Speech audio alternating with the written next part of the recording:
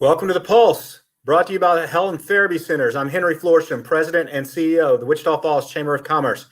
We're streaming live on Wednesday, May 6th on Facebook, on the Chamber's Facebook page, and on Texoma's homepage, also on LinkedIn and YouTube, and we will be broadcast on KJTL, Texoma's Fox 18, Sunday afternoon.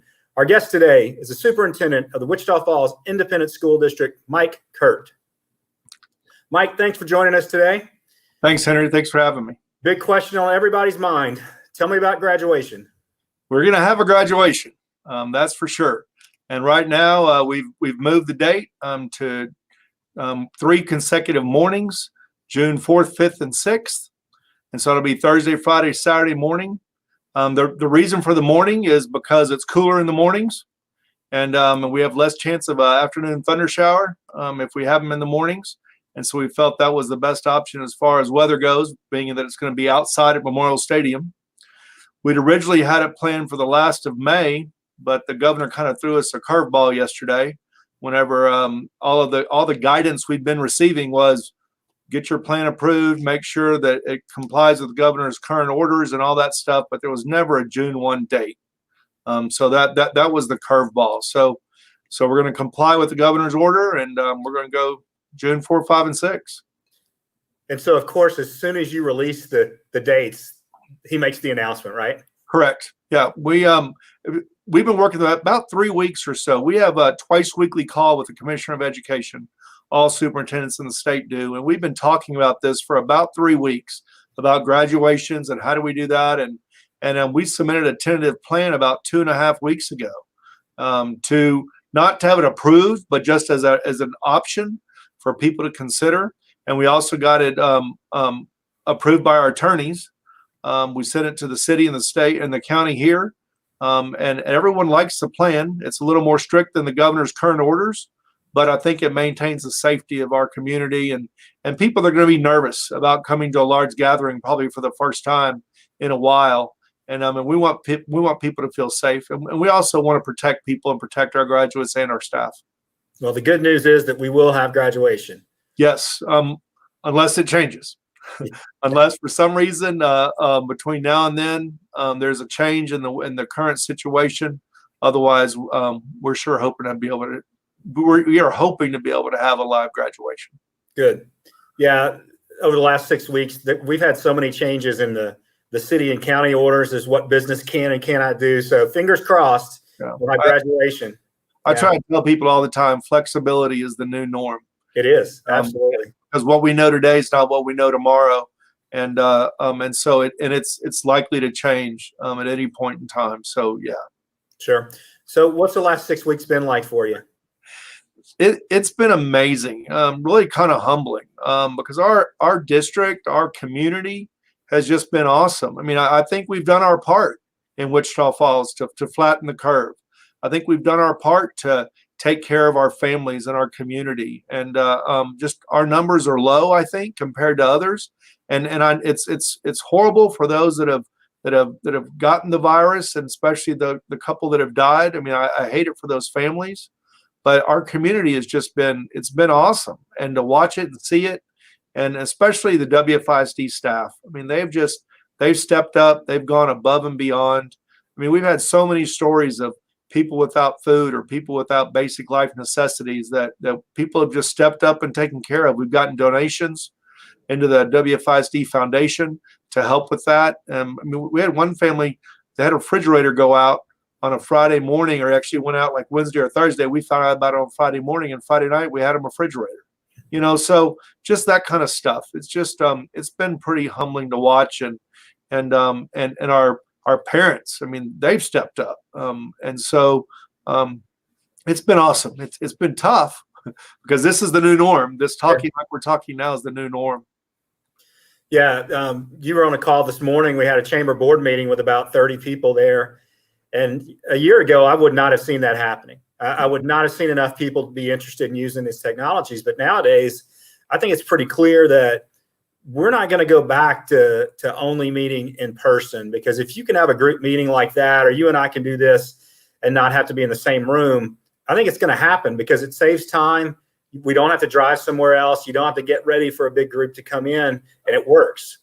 It's easy, right? It is. But if I can make it over here to my office in time for our 8 a.m.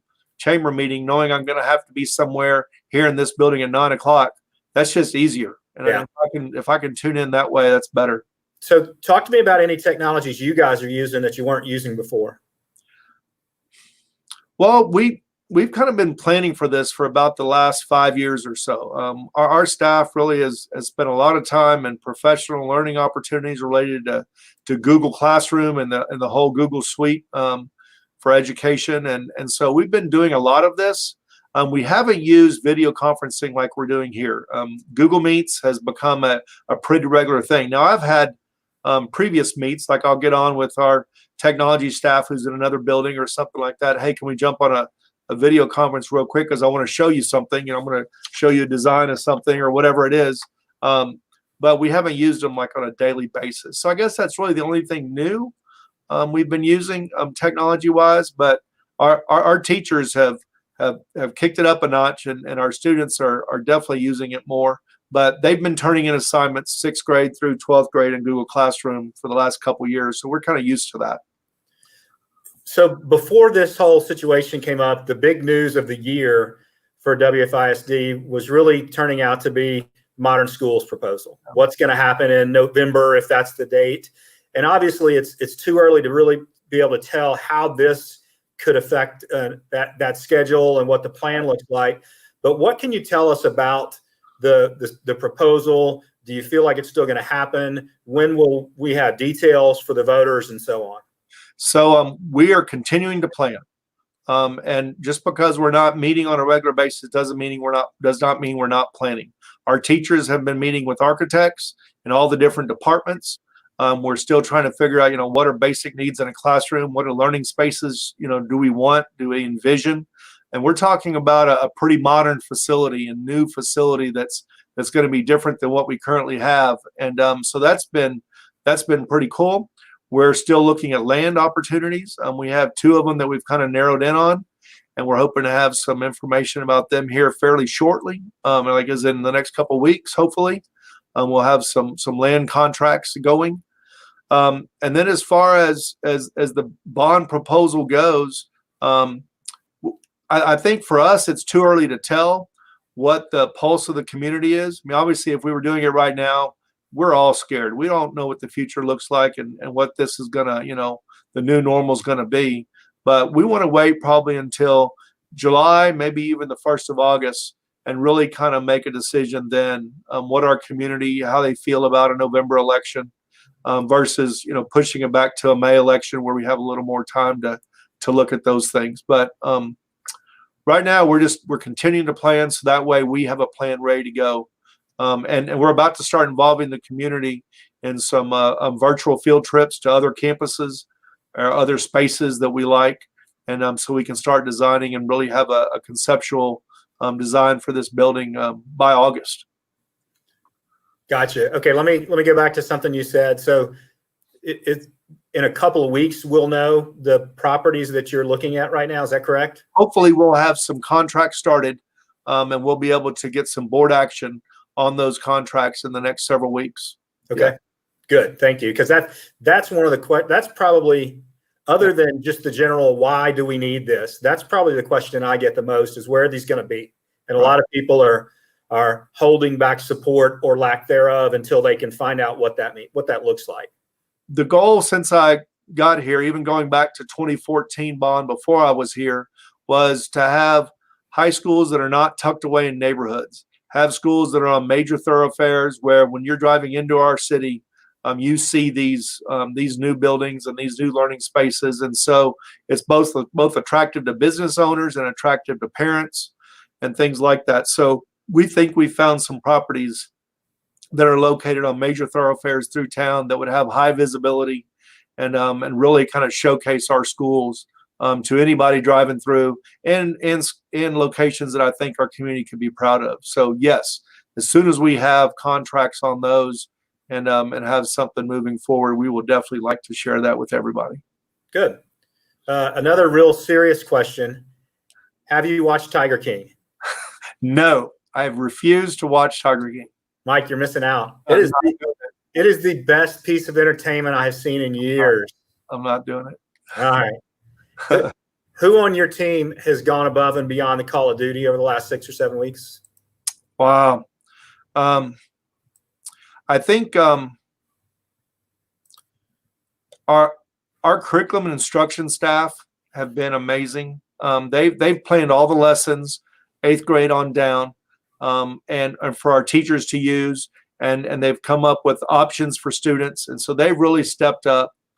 Our food service staff has stepped up, and we have 10 sites where we're feeding food out of, and we have 56 bus stops. And so you add in our bus drivers that are delivering food on a daily basis to students. We're up to over about 6,500 meals a day sometimes. Wow. And so that's been pretty awesome to see. Our HR and finance staff, they've been doing a great job because they're trying to make things and keep things going and keep buying things, and we're hiring new people and processing out people that are retiring, and so they've really had to step up with limited staff members all the time because we've put on idle a lot of our administrative staff, like secretaries and clerks and things like that, just because not everybody's working. And so for us in a government situation, we had to kind of work differently with our staff. So a lot of people have just stepped up and just done pretty awesome job. What made you want to get into education in the first place? I don't know that I ever thought I was going to be in education. Right after I graduated from college, I started subbing in a math classroom because I wasn't sure exactly what I'd do with my life. And I really decided that I liked that. And I was a high school math and government teacher and taught pre-cal and algebra 2 and then government and economics. And I just fell in love with it. I like the people in education. I like the students, but I don't know that I ever thought about that. I think I just wanted to be a farmer and mess with cows and run our family ranch. But that wasn't going to pay the bills. So what brought you to Wichita Falls?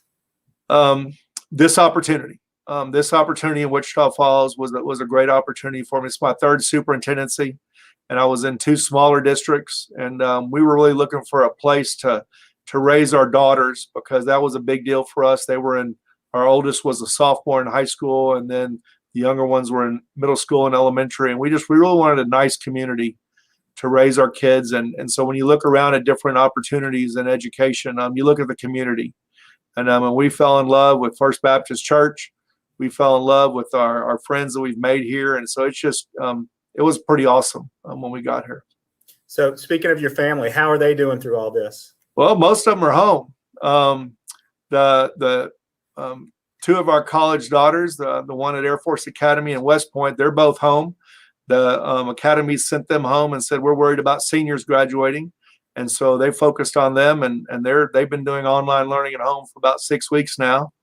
Our oldest, she's still in Austin and had her classes canceled. And so she missed some, semester time, but she's going to take some summer classes and get that worked out.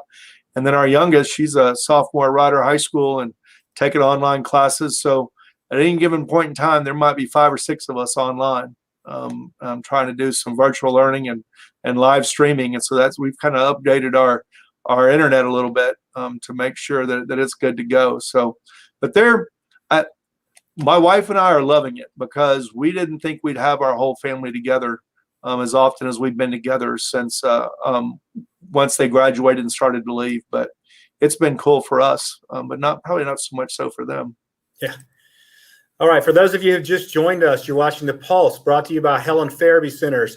My guest today is WFISD Superintendent Mike Kuhrt. Mike, we've got a question from the audience. Shelby Reese has asked, what are your top 5 whys for new schools? Our top 5 whys. Okay. First is safe and secure modern buildings. Safe and secure modern buildings are different than buildings we have today. when you have open spaces, when you have the ability to secure areas, there's a lot of advances that have happened in building design and everything else. So that's probably a big one. Another one would be flexible learning spaces. Flexible learning spaces are huge. This idea, this old 1800s design of a school with a box and a lot of little boxes where kids move box to box to box throughout the day and throughout their 3 or 4 years in a school is no longer feasible, no longer a good model, because students don't take classes like that anymore. They take online classes.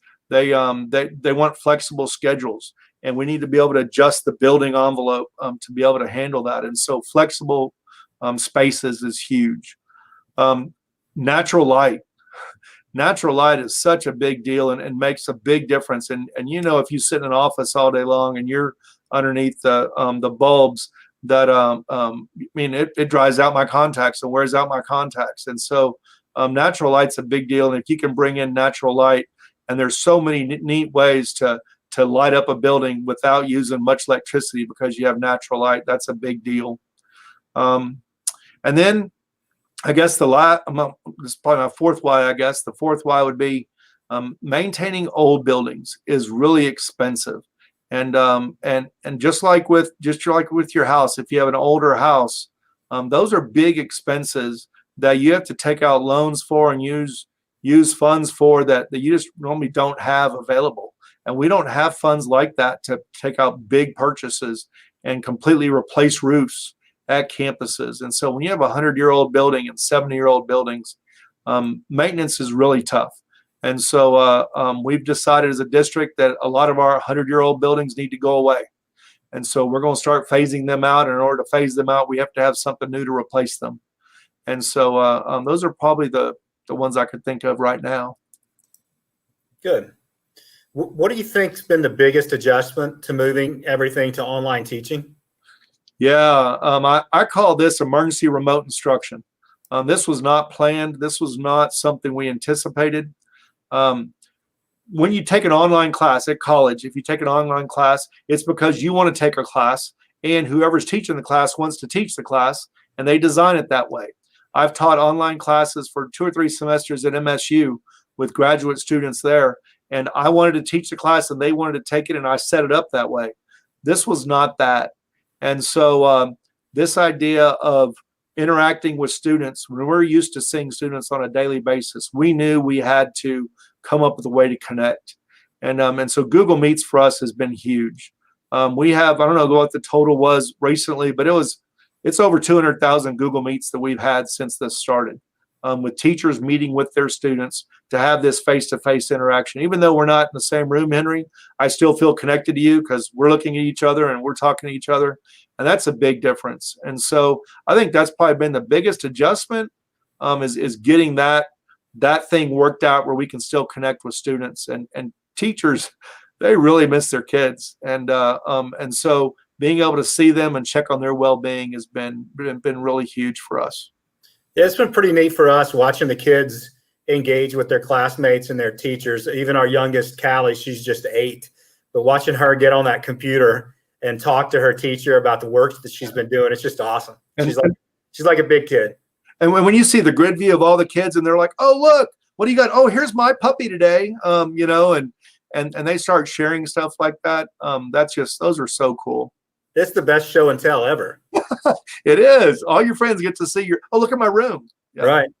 So you did not watch Tiger King. You refused to do it. No, not doing it. Have you guys been binge watching anything?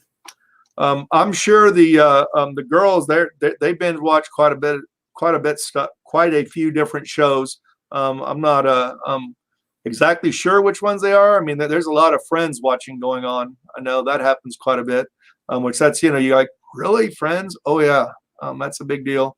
And there's a couple others, but I'm really not. We've seen quite a few movies and tried to find, pretty cool movies. And I'm starting kind of a sci-fi kind of junkie, so I like those kind of movies. And I'm a Star Wars, Indiana Jones kind of fan. And so I try to enlighten my kids'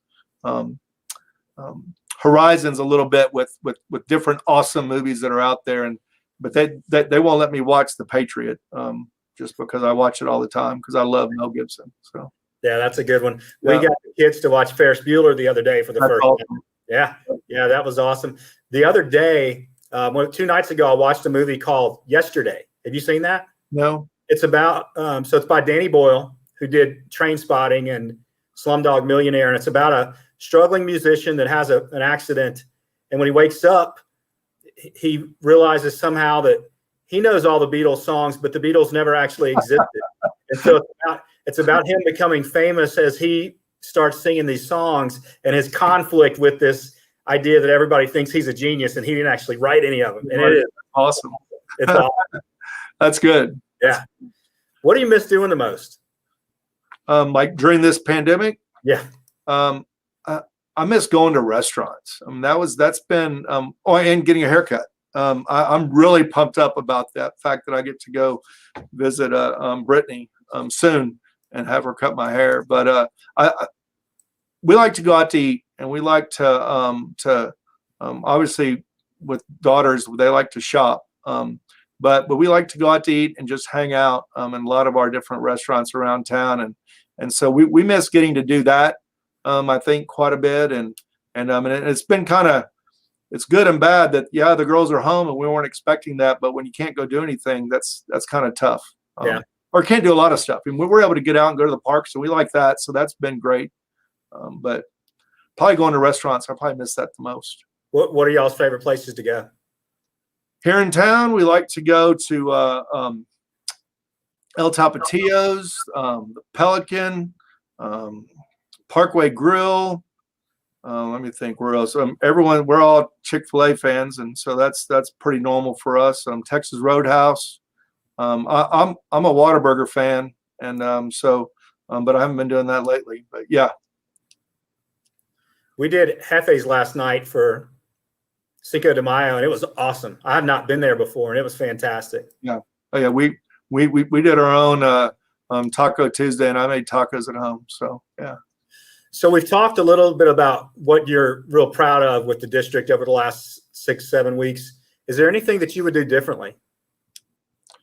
What do we do differently? We've noticed that what we're going to do differently is we're going to connect more with our families because that's been awesome. Finding out their needs. We do that when they're really young, but we haven't been doing that as much as they've gotten older. Excuse me. And so that's just, that's part of kids don't want you to be connected with them, but we feel the need to connect with parents. So we definitely want to start doing that more and figure out, how we institutionalize that and make that more a part of what we regularly do. And then we also need to spend some more time with blended learning activities during the regular school day, during the regular school year. So that way it's not as big of a shock should we end up in this same situation next year where we have to go online. So we definitely will be working on that as far as lesson planning and planning for these type of things. So that way in the future, I think if we end up back in this situation, we're going to have to do more direct instruction online versus, and that's creating a video for asynchronous learning. So that way you can watch a video over and over again of a teacher teaching a concept. And it'd be a 3 or 4 minute quick little video. And that way you can keep rewinding to catch it if you need to catch something or things like that. And get more into that for sure. So talk a little bit about kids and access to internet. I read a story, I think it was at the start of this, about a certain number of kids just basically hadn't checked in and you didn't know what was going on with them. So I think we're down to about 50 students out of our 14,000 that we have not found. And that is just amazing to me that our assistant principals, our counselors, our truancy team, our principals, they've made home visits. I mean, even though we're supposed to shelter in place, I'm sorry, we haven't done that well because we've been out trying to find people and connect with them. And we think we have about 50 students we haven't found and we don't know where they are. And I'm sure a lot of them have just moved in with somebody else or moved in with a grandparent who lives in another state or whatever it is. but they're not here. But other than that, we have about, I think, 1,500 or so, 1,600 packets that we've been delivering to homes. And those students we call at least once, probably twice a week, and connect with them on the phone. But they've been doing packets because they don't have online access out of our 14,000. What do you think the fall looks like for WFISD? I'm hoping that we're back in school, and we might have some PPE requirements. We might have some other safety type requirements, but I sure hope we're back in school, because students are missing a lot, and they miss their friends, and I mean, athletics, fine arts, all that kind of stuff. Students need that interaction, and there's a reason. Public schools are the great equalizer, and students that have all the that enjoy a lot of the benefits of life, they don't need us as much.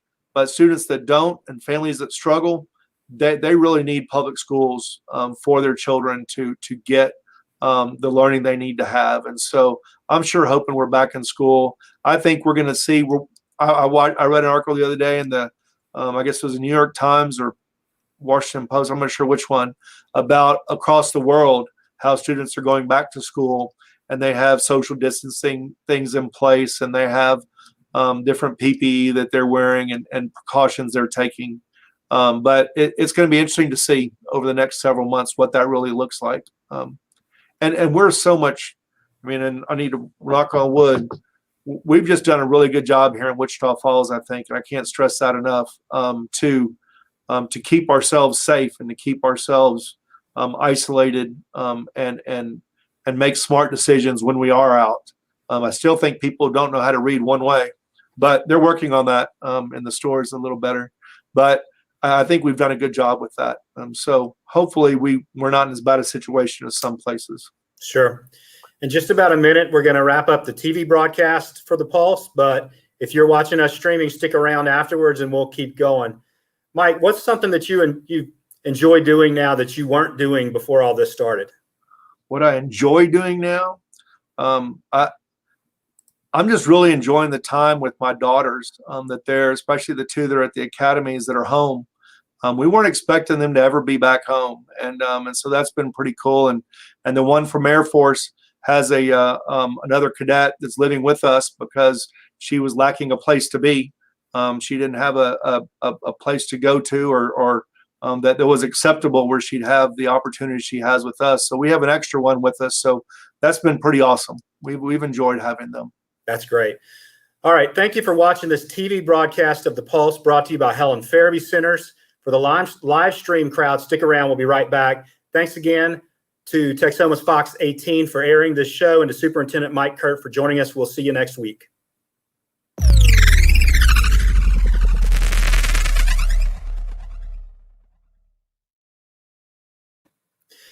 And we're back. Mike, right at the start of the show, before the live audience really joined us, we were talking about graduation. Let's go back there and give the audience an update on what's happening with graduation.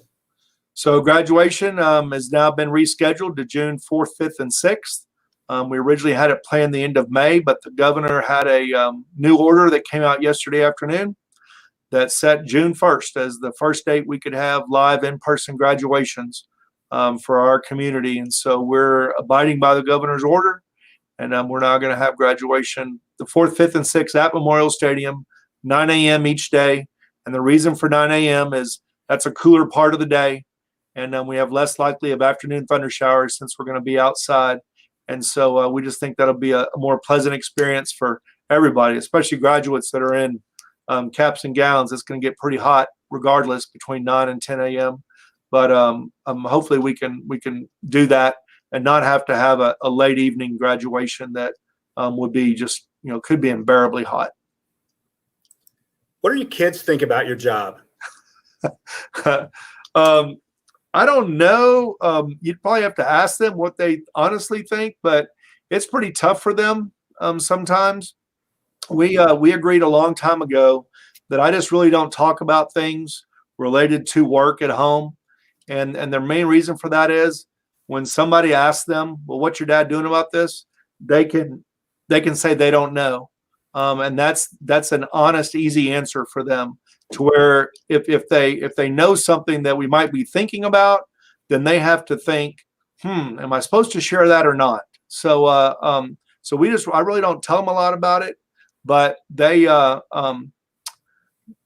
think they've never known anything different. My first year as a superintendent in Giddings, Texas, my oldest was in kindergarten.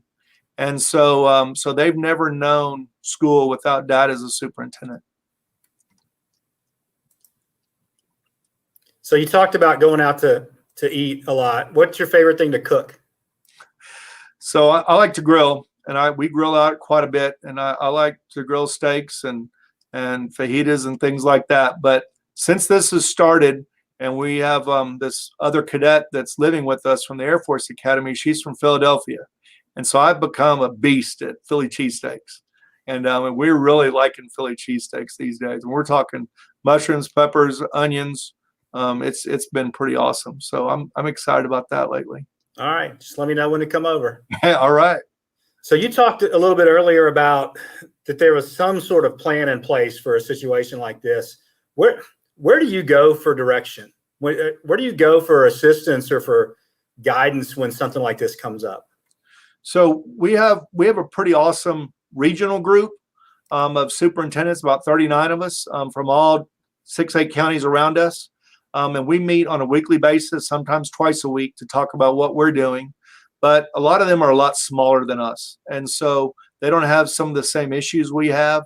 And so I also have a pretty solid network of superintendents across the state in bigger districts that I network with. And then we've had 2 or 3, maybe 4 every other week calls with the statewide superintendent network to talk about things and how are you doing things, what are you dealing with? Like the governor's order that came out yesterday, we're talking about that tomorrow afternoon, about how all the different facets and how that affects us. So it's been I think I have a pretty good network of people that help. What's your favorite movie set at school? My favorite movie set at school. There's like, we're talking PG movies at school, or I like Stand and Deliver about I guess Jaime Escalante and California and his AP math students, who were pretty awesome, because being a high school math teacher, I really related to that movie. So I think that's the one I'm going to stick with. Wrong. Breakfast Club. I'm not going there. So high school seniors already are having it's a tough time for them, right? It's great, but they're about to step out into something they've never experienced before. Yeah. And now it's even worse. What advice would you give to graduating seniors right now? So I read a book lately called The Future is Faster Than You Think. And that's my new favorite book. And it's our students today are going to be growing up in a world that's vastly different than the world we grew up in. And in other words, the next 30 years of their professional careers, if they're high school seniors now, and they're going to work for 30 or 40 years, it's going to be unbelievably different than it is now. And so I think for them, the main advice is keep learning, and keep learning stuff that's new, that's cutting edge, that's out there. And it doesn't matter what it is, what area, what field it's in. Get the latest and greatest stuff and keep learning, because you're going to have to adjust. The days of waking up, going to work, and coming home, I just don't think that's going to be the future. I think the future is going to be a lot different than that. There's going to be more of this. There's going to be more virtual meetings. There's going to be more opportunities for creativity and innovation from people's garages. And so I think you got to keep learning and keep up with everything, that's going on around you, and read new stuff, read updates on technologies and things like that, because it's going to be so much different than it is now. So here's a question from the audience. Who is your favorite college football team, and how did they do against LSU last year? Really? Just a random question from the audience? Our audience is pretty diverse. The hardest game that LSU had last year was against the University of Texas, which happens to be my favorite team because I went to the University of Texas, and if LSU wouldn't have gotten lucky at the end of the game, they would not have been undefeated. The University of Texas would have won. But I'm really glad we played them the first game of the year and not the 10th or 11th. Yeah, I agree. If LSU had lost, they would not have been undefeated. That's true. I was there, and that was a heck of a game. Awesome game. Yeah. So what happens next for WFISD? What happens next? Well, right now we're trying to plan summer school and summer learning opportunities. We're really looking at trying to take a little break in June. I think everybody needs a break. I think parents need a break. I think students need a break. I really think there's a lot of just, stress has been happening and stuff, during this time. And we really want people to be able to enjoy some summer. But we're looking at what we can do starting in July and August. We're looking for guidance from the state on whether we're going to start early next year and try to catch up some stuff that maybe we missed out on this year. That's all the planning that's going to happen now. And then we're going to do quite a bit of planning this summer with staff around the concept of blended learning and what we can do to make this an easier transition to just a way of normal for us with blended learning and things like that. But the summer is June. We just need to let it go. And I'd say maybe not all of June, but a lot of June, because I think we're all pretty stressed and we need a break. You're watching The Pulse, brought to you by the Helen Farabee Centers. My guest today is WFISD Superintendent Mike Kuhrt. How are the teachers doing? I think it depends upon the teacher that you talk to. Some of our teachers have just are loving this because they're really connecting with students in ways maybe they hadn't been before, and they're able to spend more time with their families, even though they're trying to juggle both.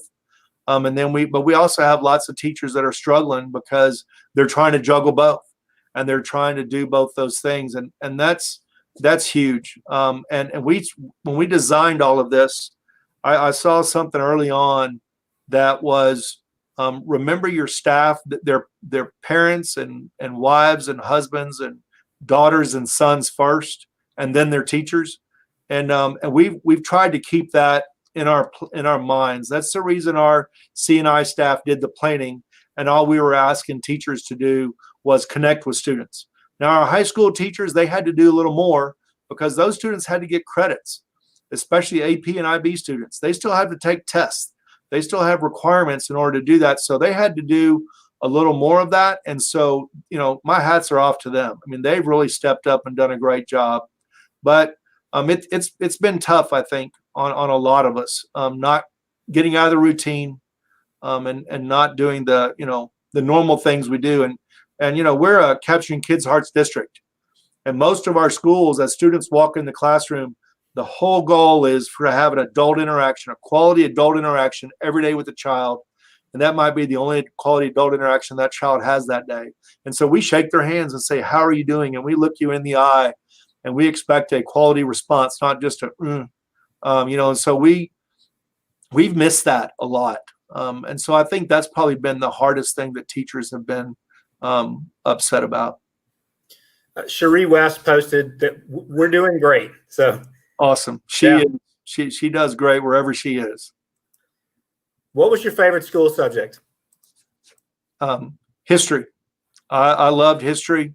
I'm a Civil War, American Revolution kind of guy, and even though all of my children hate that, but I loved history. So speaking of the Civil War, yesterday Dakota and Emily, who are 7th graders, had to do a project on, they're studying the Civil War, and they had to bring something to class that was used in the Civil War or something like that. Okay. Last night they made hardtack. Hardtack. It's this kind of a bread or cracker type thing. It's flour, water, and salt, and that is it. And it makes a really thin, really hard kind of cracker that apparently was easy to store. It would last forever, and it was hard, but it actually tasted pretty good. Really? Yeah. Yeah. Awesome. Well, good. See, and that that's accredited to our CNI staff, that they tried to come up with lessons or options for lessons for students that were not computer based, technology based. Get out and do something, in your yard and post a picture of it, or go out and exercise and post a picture of your video, or whatever it was. That there was technology involved a lot of the times, but things like that. So that's cool. Yeah. So you mentioned a book a little while ago. What else have you been reading? I've been reading dissertation stuff. I'm in the middle of my dissertation for my doctorate in educational leadership, and so I've been doing a lot of that whenever I can. So yeah, that is not exciting reading. That is pretty dry stuff for the average reader. Well, good for you. So when will you finish that up? December 2020. So hopefully I'm done in December. That's good. Yeah. If you could relive any of your school years, high school or college, or any level, what year would that be and why? My school years as a student? Yes. It would be probably my junior year in college. I would relive that year. And why? Because I was I was one of the 4 handlers for the University of Texas mascot Bevo, and I got to stand on the field and go to stadiums across the country and across the state, dragging that steer in a trailer behind my truck that I bought in that year, and really we had a great time doing that, and Shannon, my wife now, who's my girlfriend then, she got to go to all that stuff with me, and we just had a really awesome year, and that was just a lot of fun. So I know you would answer Darrell Royal Stadium, but aside from Austin, what was the coolest stadium experience doing that? The Texas Tech. We got hit with more tortillas that year than anybody I think deserves. The stadium, the sideline to the wall. If you think Memorial Stadium here in Wichita Falls is tight, that one's really tight, and there's not a lot of room. And so we had students right behind us, and we had the field right in front of us, and that was just that was intense. Bevo, number 13, which was the one back then, was he was kind of a jerk, and he was tough, and he didn't like being hit with tortillas and stuff flying by, and so he was trying to hit everything, and it was just, that was intense. That was a cool place to be, especially if you're a Tech fan. But us just going into it, it was nerve-wracking. Yeah, we saw Bevo at was it the Sugar Bowl against Georgia a year or two ago? Almost took out the Bulldog. Correct. Yeah. Don't get the dog next to a live steer. That's not good. So we've got a question on TexhomaHomepage.com from Amanda Bolding. She's asking about graduation and what are the regulations going to be, if any, related to masks, and will there be handshakes, and how will photographs work, and that sort of thing. Okay, so I'll start with photographs. We're planning to we'll have a photographer there doing the pictures as students get their diplomas. We will have a live feed on our YouTube channel. Everything will be streamed live, the entire show. A DVD video will be produced for purchase should somebody want a DVD video afterwards. We have a professional company who's going to do that. We haven't figured out the handshake yet, because that's still one of those things that's kind of up in the air, and we don't know that that's necessary.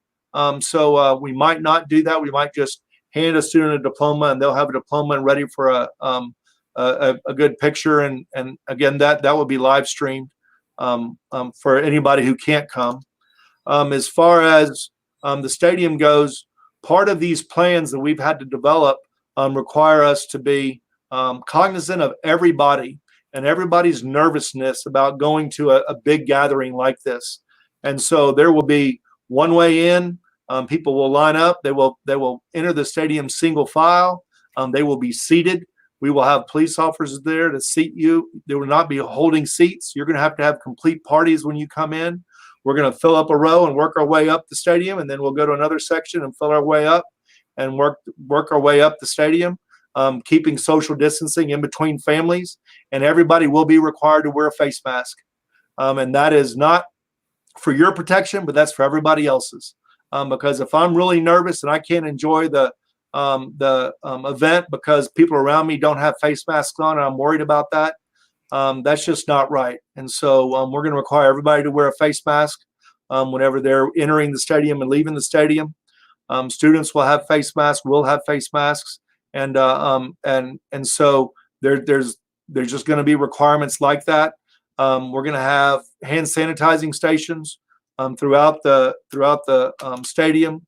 We're going to limit restroom use. In other words, the number of people in a restroom at the same time. And so there'll be a lot of precautions, and that's just, I think, the world that we're in, and the nervousness. Even though you might not be nervous, somebody sitting next to you might be extremely nervous. And I mean, we want everybody to be able to enjoy this, that's able to come. We are going to limit it to 6 tickets because that's the only way we can space out in the stadium.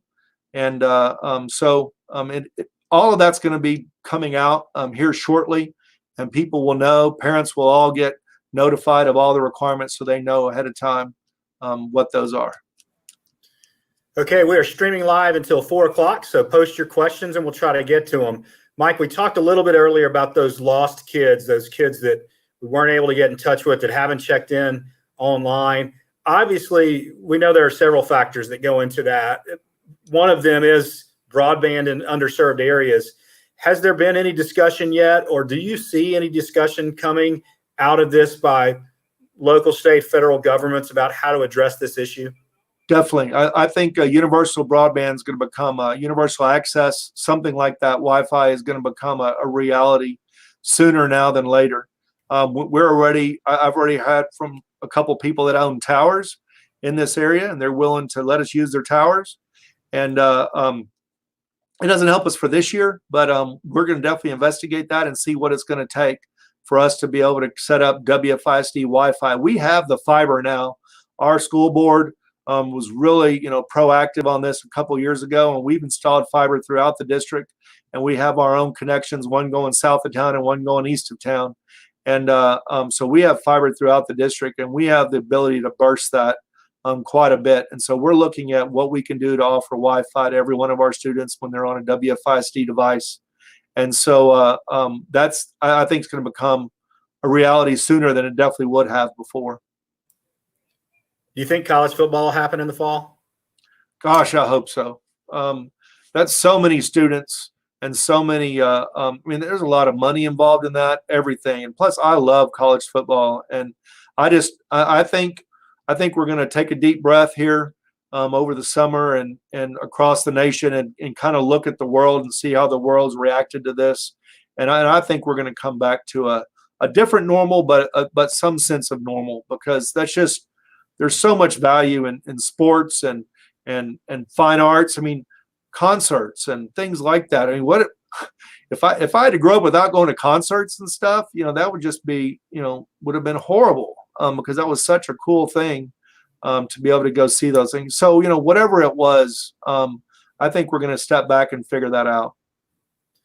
Yeah, and you and I talk about college football a lot because of the UT and the LSU thing. I hope it comes back too, because UT is supposed to be making a return trip to LSU this September. We are. We'll be at LSU. Yeah.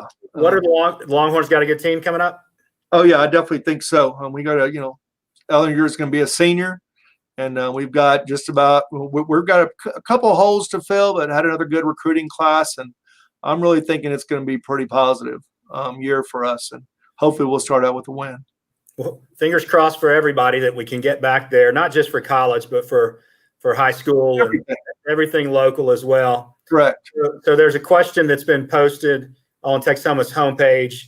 Do you anticipate school starting on time next school year? And if it does, do you know yet what procedures will be in place to keep kids and employees safe? I don't know what procedures will be in place. I think that's going to be almost a game time decision. In other words, as we get closer there, we'll have to see where we are with that. I see us. I can see us starting early with certain students and trying to do a little jump start with them to get them caught up. We received a grant from the Waterford Corporation, and we've doubled our number of pre-K students using the Upstart program, and we're including a lot of our EL students, our English language learner students, and so we're trying to keep them going all summer long because, mastering the English language is huge for them to be successful. And so we're going to do that throughout the summer. But I could see us starting early with some students, but I sure hope we start on time, and we will definitely have the safety of our students and staff right there at the forefront of every decision we make. Talk to us about your twins. You've got twins that graduated last year, and they went off, and one's in the Air Force and one's in the Army now, right? Correct. How's that going for them, and how's it working for the family? So they're back. In other words, one was on spring break and one was about to go on spring break. And the generals at both the Air Force Academy and West Point sent them home and said, y'all go home, and there's military travel orders.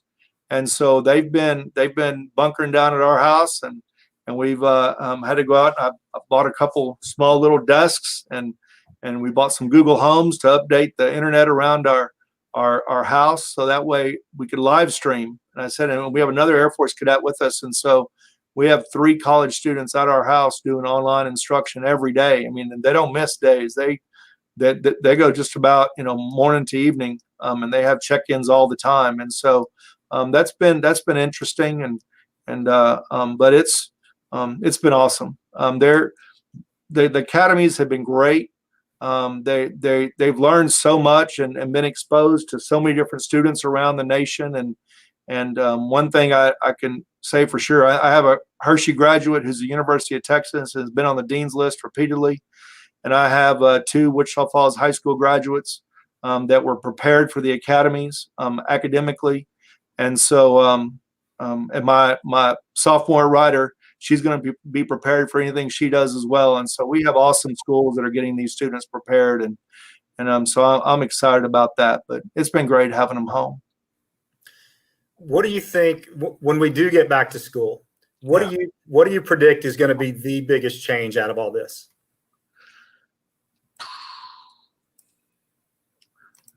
I think it's got to be something around soap and hand washing and cleanliness. And I'm hoping, we don't know yet, but the first thing that happened when we were into this situation was they suspended the ADA requirement, the average daily attendance requirement for us. In other words, we got full funding from the day we quit coming to school. We've received full funding based on our average ADA for the first 5-6 weeks of the year. In other words, we normally have about 96% of our kids in school. And that's a positive and a negative. It's a positive because when you're in school, you need to be in school. Or when you're a 3rd grader or 4th grader, you need to be in school and you need to come regularly to get your stuff. But if you're sick, you need to stay home. And there's going to have to be some sort of a change there that says, I'm at all sick. I need to stay home. We're still going to provide you instruction. You'll be able to learn from home, while you feel bad. And then when you feel well, you'll come back to school. But we can't get penalized for, and this might sound bad, but it's butts in seats. We only get funding when students are at school. And then that's not right, because we staff based on enrollment. We don't staff based on ADA. We staff on the number of students that we have that enroll in our schools. And whether we're teaching you at home or whether we're teaching you at school, I think that has to change. And so I see us in the state doing something with that, where we can require, encourage, coerce, whatever, students that do not feel well to stay home, and require them to stay home in some instances, where in the past we haven't been able to do that. And we were actually penalized if you did. We've got a question from TexHomelessHomepage.com. Stacy Watson asks, can you explain a little bit more what summer school in July might look like? So summer school in July would be like credit recovery for high school students that didn't get a credit for some reason. The opportunity for students that need acceleration, in other words, students that have gotten behind, to do some summer learning activities. And we're looking at things like that to try to figure out what's the feasibility of that. If we're going to pick up Chromebooks, and a lot of people go, why are you picking up Chromebooks? we have to be able to fix Chromebooks. We have so many damaged Chromebooks. Y'all don't take care of your Chromebooks like you need to. And we have so many damaged Chromebooks. We have to fix them so that way, whenever we get back to school, everybody can start with a repaired, working Chromebook. And so we're going to pick those up. And so we might be, after we get them fixed, reissuing them to certain students that really need that summer learning opportunity. And it's going to be different. We haven't fully developed it yet, but not everybody at all is going to be required to go. We're going to be recommending students that need to go, and then obviously high school students that need to make up credits. That will be a summer learning opportunity, July and August. Greta Benavides just said teachers have been superheroes. That's awesome. Yes, so they are. WFISD is a public entity. Obviously, there's a local tax factor that comes into play to fund you. Has there been discussion? Is there any concern that this pandemic and the effects of it could adversely affect you budget-wise locally? So Texas, unlike a lot of the states in the country, are on annual budget cycles, and so they're just now putting together a budget for next year, dealing with the income or revenue sources that they have. We're on a 2-year budget cycle, and so we're on the second year of our budget cycle. So we don't see a lot of changes this year in our 2021 budget coming up.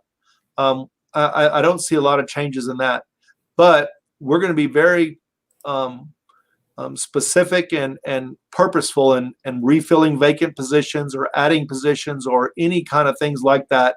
And we're going to have some cuts this year because the 21, 22, and 22, 23 budget years, in other words, when the legislature goes back in January of 21, that's going to be hard. And it's not so much so pandemic, it's called oil. And oil prices are going to devastate state budgets and state coffers. And so we don't know what that's going to look like, but it's going to be pretty severe. And so we're going to plan, and our board does a good job with that. They're very conservative with that. And we're going to plan this year for the next 3 years and making sure that we're paying attention to positions that we fill or leave vacant, or definitely positions we add based on different, programmatic needs in the district. And so we're going to be very cognizant of that. Sure. We got about a minute left. Can you review briefly? We talked about modern school facilities at the very start of the show. Can you just review what you told us about the next couple of weeks, what's about to happen? Next couple of weeks, we're going to be, we've already visited with staff about their designs, and they continue to visit with architects, and we're going to try to set up some virtual charrettes or virtual showings of schools that we think we want to consider, and kind of begin developing some design schemes for these 2 new high schools over the next couple of weeks, and start involving our community more so in that. But the planning goes on regardless of what the situation looks like, and then we'll make decisions later about whether or not to go forward with an election now or wait. Sure. Yeah. Pandemic or not, we still got school facilities issues, so we're going to have to do something. Yes. So at that point here in the next couple of weeks, the public should get to learn more about the proposed locations for these schools. We hope to be in contract with a couple different locations here in the next several weeks. Yes. Okay, good. Anything else you want to share with the audience, Mike? I appreciate this opportunity, Henry. This has been great. Our community is just amazing, and I just want to commend everybody. Stay safe, continue to social distance, figure out and make sure you look down when you walk down the aisle that it says one way. And I think we can get through this. Our community has been awesome. Our teachers are awesome. Our administrators are awesome, and our parents have just been amazing. And so I just commend everybody. I'm on the Wichita Falls Food Bank Board, and we just had a fund drive yesterday during the National Day of Giving, and it was amazing. And we met our goals, and our community has just stepped up so well. It's been great. Wichita Falls is an awesome place. Last question. Yes. Prediction. LSU, Texas. What do you got? Texas 36, LSU 10. You heard it here first. That's it for today's edition of The Pulse. Thanks to WFISD Superintendent Mike Kuhrt for joining us, and to our sponsor, Helen Farabee Centers. This show can be found on the Chamber's Facebook page and on KJTL Texoma's Fox 18 Sunday at 5:30. Join me next Wednesday with special guest Shepherd Air Force Base Commander Colonel Kenyon Bell. I'll see you then.